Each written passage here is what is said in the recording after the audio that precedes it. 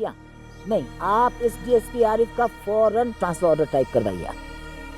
देखिए कमिश्नर, फिर देखिए कहीं ऐसा ना हो कि आपकी ट्रांसफर हो जाए।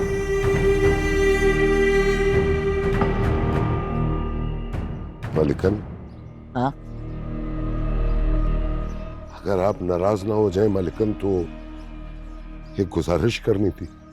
हाँ बोलो, क्या खास बात है? मालिकन, आपके लिए शायद खास ना हो, लेकिन छोटा मुंह और बड़ी बात है।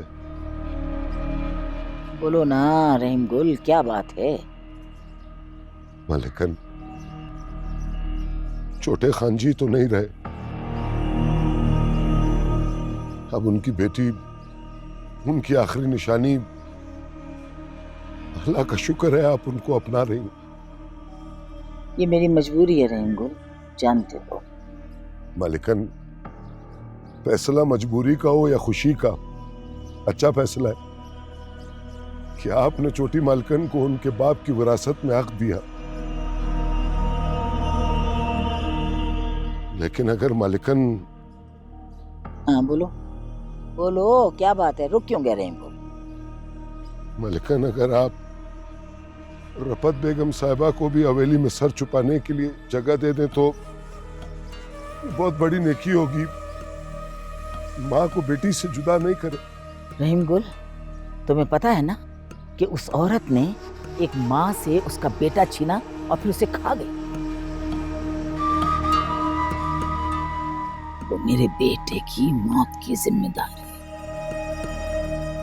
जानते हो ना कि मैंने अपने बेटे की जुदाई में कितने गम, कितने दुख उठाए।